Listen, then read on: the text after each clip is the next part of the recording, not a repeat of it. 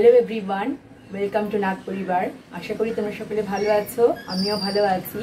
দেখে নাও আজ আমি তোমাদের সাথে কোন রেসিপি শেয়ার করছি।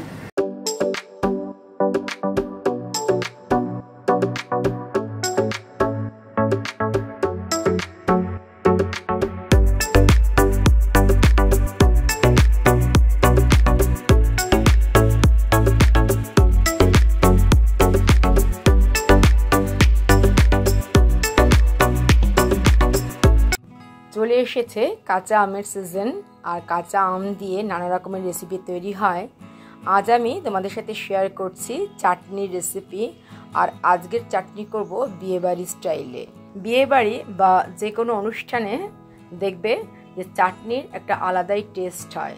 তো সেই টেস্টটা কিভাবে আসে তার জন্য একটা স্পেশাল মশলা তৈরি করতে হয়। সেই মশলা দিয়েই তৈরি করব আজকের চাটনি। ভিডিওটা প্রথম থেকে শেষ পর্যন্ত দেখো, আশা করি ভালো লাগবে। কাঁচা আমে চাটনি বানানোর জন্য আমি একটা কাঁচা আম নিয়ে নিয়েছি। আমটা ধুয়ে কেটে নেব। আর আমের কিন্তু আমি খোসা ছাড়াবো না, খোসা না ছাড়িয়ে লম্বা লম্বা করে কেটে নিচ্ছি। আমটা টুকরো টুকরো করে একটা বাটিতে আমি নিয়ে নিয়েছি। আমটা আমি ধুয়ে কেটেছি, তবুও আমি রেখে দিয়েছি জলের মধ্যে, তা না হলে কালো দাগ হয়ে যাবে। এছাড়াও আমের মধ্যে যে কষ থাকে সেটাও অনেকটা চলে যাবে।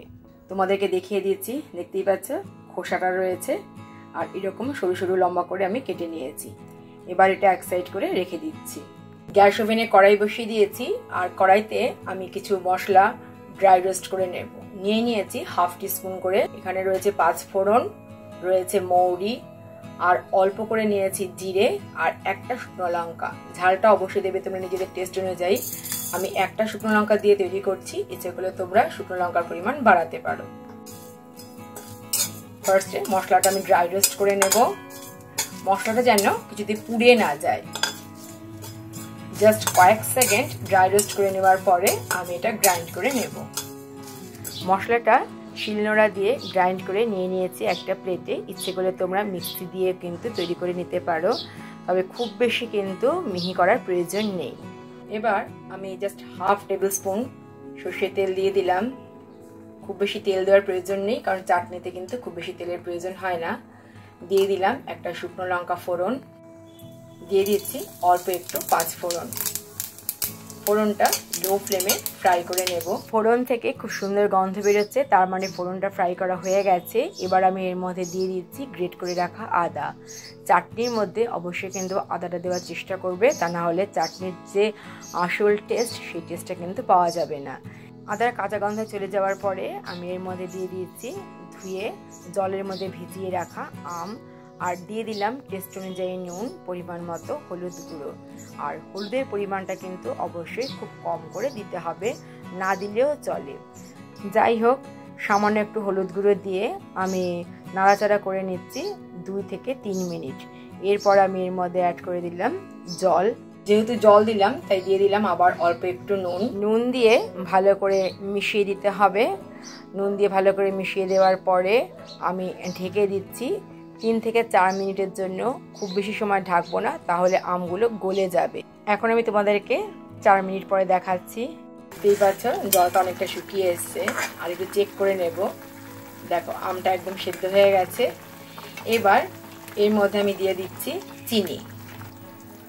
আমি 2 টেবিল স্পুন চিনি দিচ্ছি। একটু টক মিষ্টি হলে ভালো লাগবে খেতে।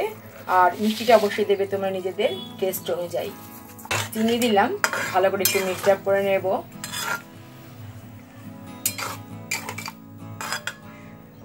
এরপরে আমি অ্যাড করে দিচ্ছি তৈরি করে রাখা স্পেশাল গুঁড়ো মশলা। ভালো করে মিশিয়ে দেব।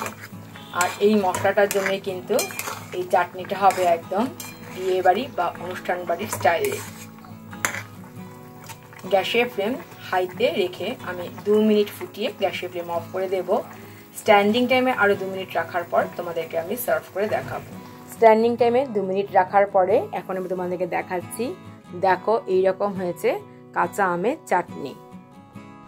তাহলে তোমরা দেখতেই পেলে কত সহজে তৈরি হয়ে গেল বিয়েবাড়ি বা অনুষ্ঠান বাড়ির স্টাইলে কাঁচা আমের চাটনি।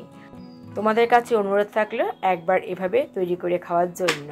আর ভিডিওটা প্রথম থেকে শেষ পর্যন্ত দেখার জন্য অসংখ্য ধন্যবাদ। আশা করি আজকের রেসিপিটা সকলেরই ভালো লেগেছে। তাহলে আজ এই পর্যন্তই, দেখা হবে তোমাদের সাথে আবার নেক্সট ভিডিওতে। ততক্ষণ পর্যন্ত তোমরা সকলে ভালো থেকো, টাটা।